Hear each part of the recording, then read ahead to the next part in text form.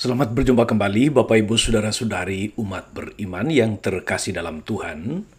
Pendengar setia Renungan Mutiara Pagi dimanapun Anda berada.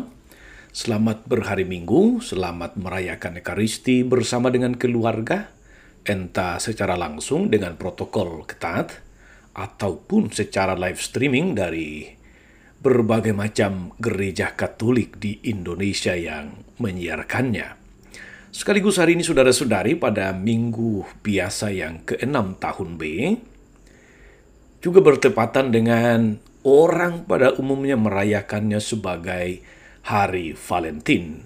Untuk Anda yang merayakannya, selamat merayakan Hari Valentin. Semoga hidup Anda senantiasa penuh kasih, dan kasih itu diwujudkan secara nyata. Saudari-saudara, saya Romo Agus CSSR mengajak kita sekalian untuk mendengar dan merenungkan Injil Tuhan hari ini yang diambil dari Injil Markus bab 1 ayat 40 sampai 45. Dalam nama Bapa dan Putra dan Roh Kudus. Amin. Sekali peristiwa, seorang yang sakit kusta datang kepada Yesus.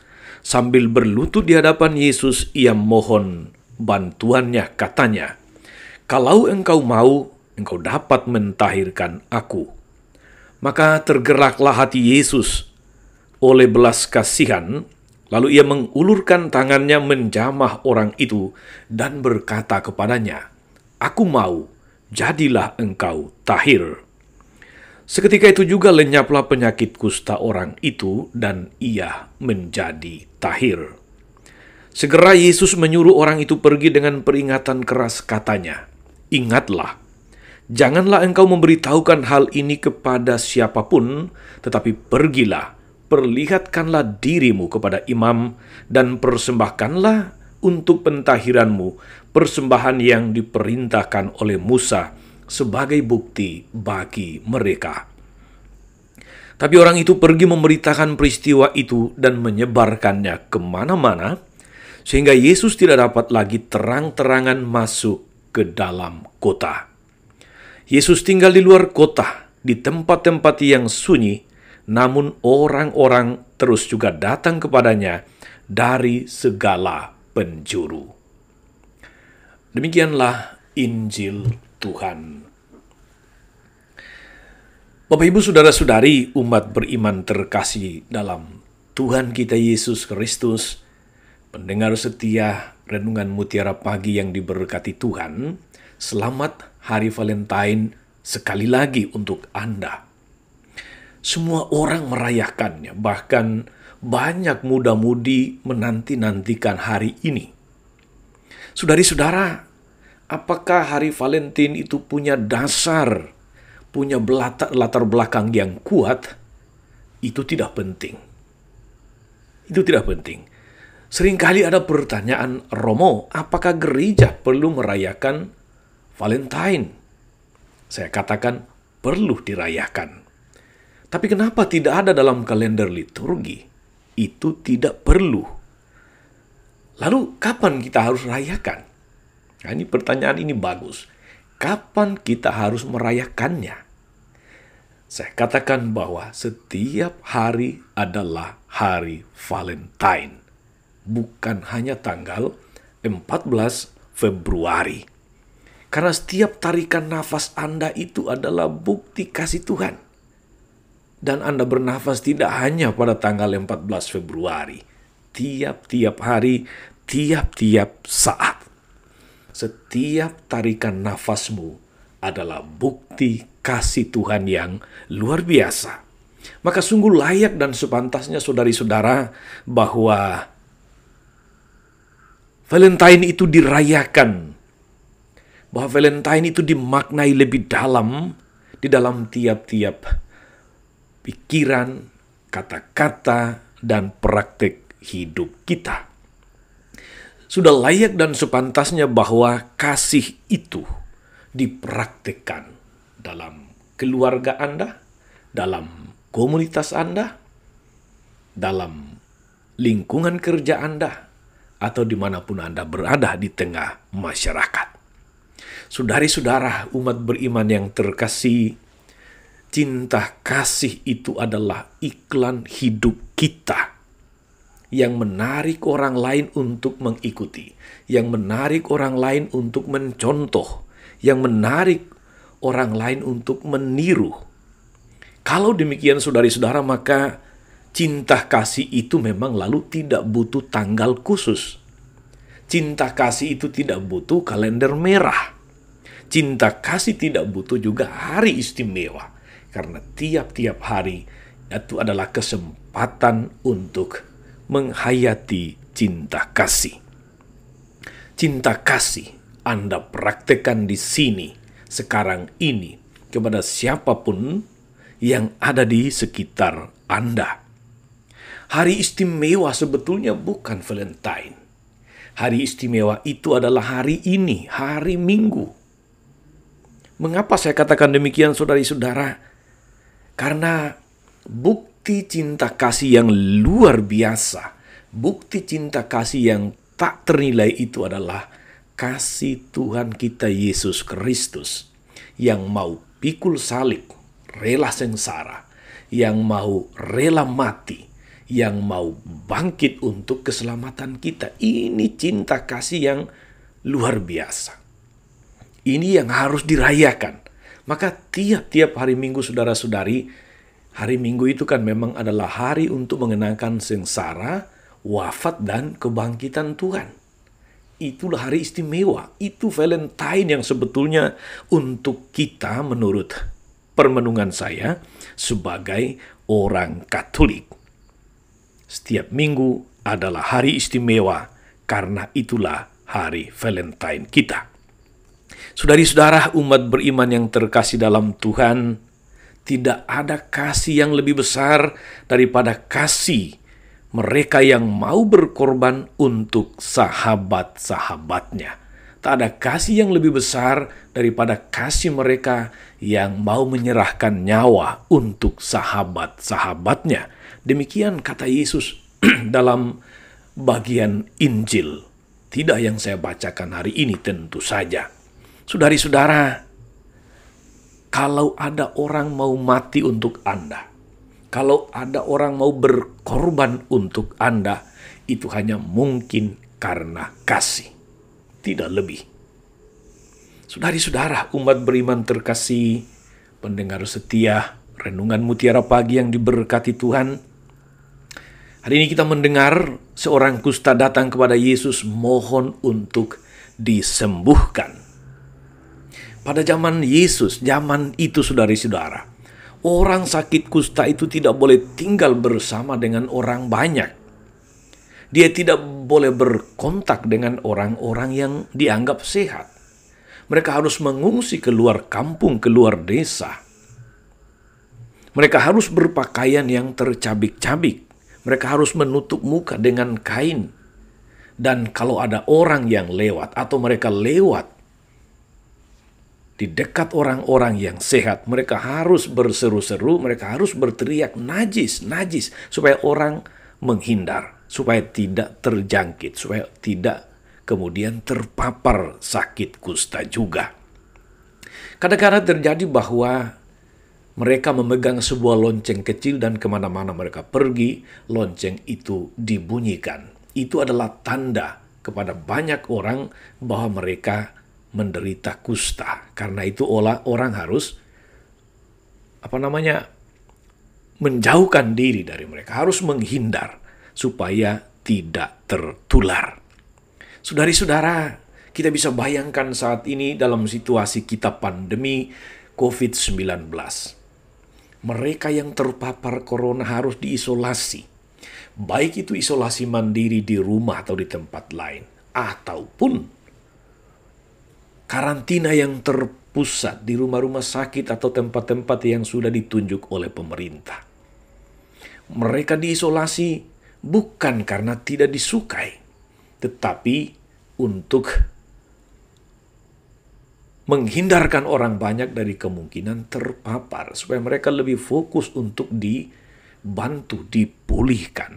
Tapi apa yang terjadi pada orang-orang kusta zaman Yesus, saudara-saudari, Yang memprihatinkan adalah bahwa mereka sudah tidak boleh tinggal dengan orang-orang sehat. Mereka harus keluar dari kampung, keluar dari desa. Mereka sudah, katakanlah, rela untuk menjauh demi melindungi orang-orang sekampung, sedesa. Tapi masih menerima sebuah cap yang sebetulnya ini adalah sebuah pemahaman yang keliru atau perkembangan tafsiran pemahaman yang jauh dari maksud awal mula. Karena kemudian terjadi bahwa orang-orang kusta itu dipandang menderita kusta karena mereka orang berdosa. Orang-orang kusta itu dianggap berdosa karena mereka dianggap sebagai orang-orang yang dikutuk oleh Tuhan. Ini yang keliru, pergeseran pemahaman, pergeseran tafsiran yang membawa tentu saja juga perlakuan yang berbeda. Jadi mereka tidak hanya menderita lahir fisik kusta, tapi juga menderita batin. Mereka menderita psikologisnya. Saudari-saudara umat beriman yang terkasih dalam Tuhan, dalam satu pekan ini sejak hari Senin yang lalu sampai hari Sabtu ini, disajikan kepada kita dalam bacaan-bacaan pertama liturgi atau bacaan liturgi harian Gereja Katolik, kisah penciptaan dunia dan di dalamnya penciptaan manusia. Tiap kali menciptakan sesuatu setiap hari, Tuhan selalu menilai itu baik adanya. Dan lebih istimewa lagi ketika selesai menciptakan manusia, Tuhan menilainya sebagai sungguh amat baik. Sungguh amat baik. Dalam Injil hari ini, saudara-saudari,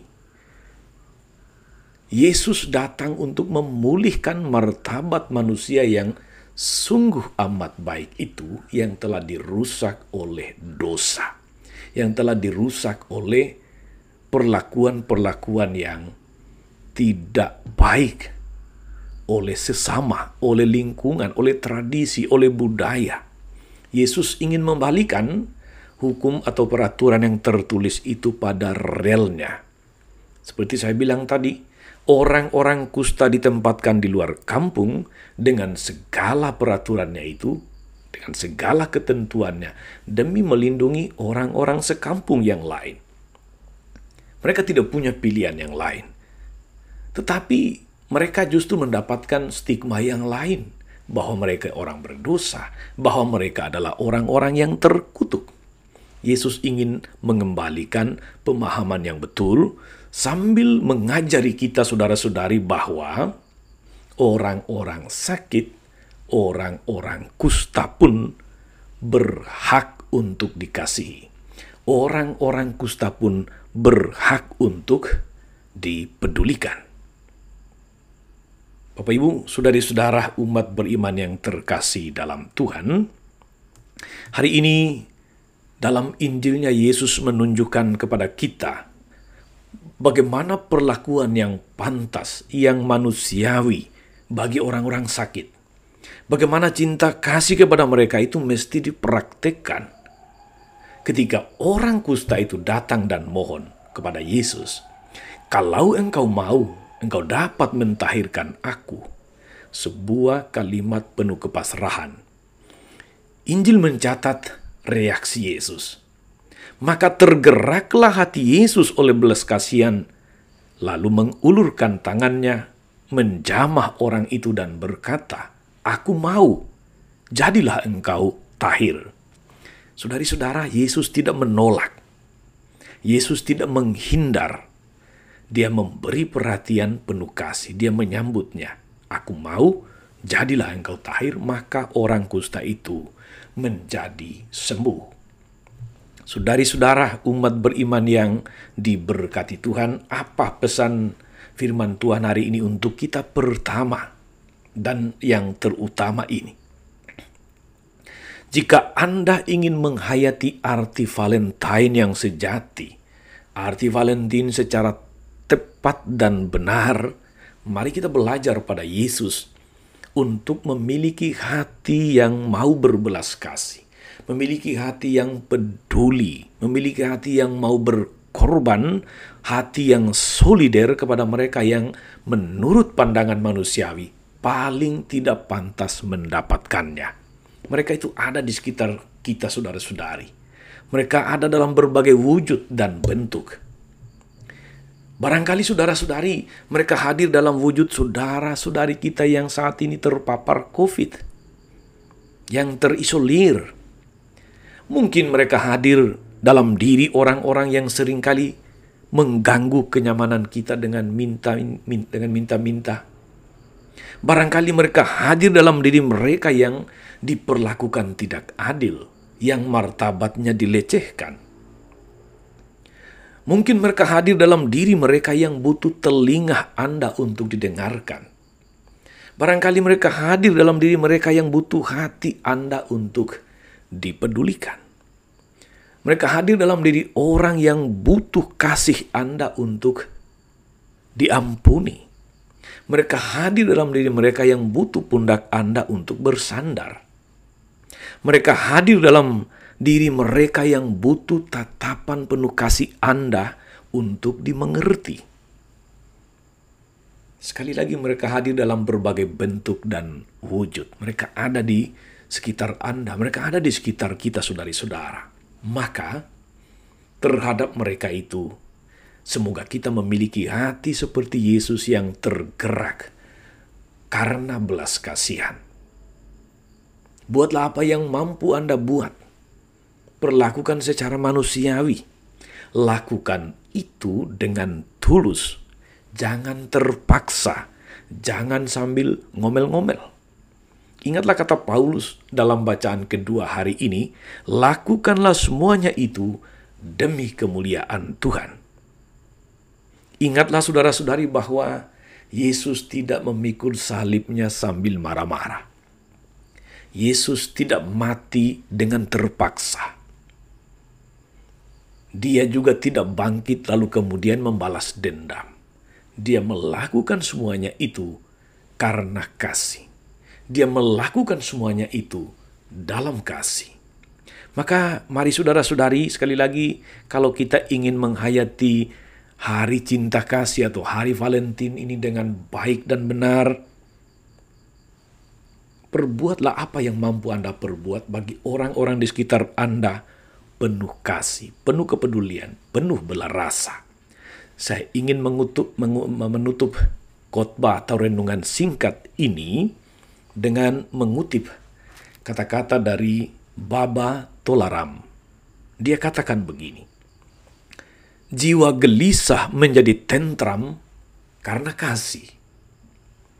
Orang asing berubah menjadi kawan karena kasih. Ia yang jauh di sana menjadi dekat karena kasih. Sungguh, apa saja dapat Anda capai dengan kasih. Hati sekeras apapun terleleh karena kasih. Berikan kasih, sebarkan kasih, dan hiduplah dalam kasih. Itulah Valentine yang sejati. Tuhan Yesus memberkati. Maria Bunda selalu menolong, setia mendoakan kita semua. Amin. Tuhan Yesus Kristus, kami bersyukur atas firman-Mu yang sungguh meneguhkan kami, yang sungguh menginspirasi kami, yang sungguh memberi kami pedoman, arah bagaimana kami harus hidup dalam kasih, bagaimana kami harus memperlakukan tiap-tiap orang yang mungkin kurang beruntung dalam hidupnya, yang sakit dan menderita, yang diperlakukan tidak adil.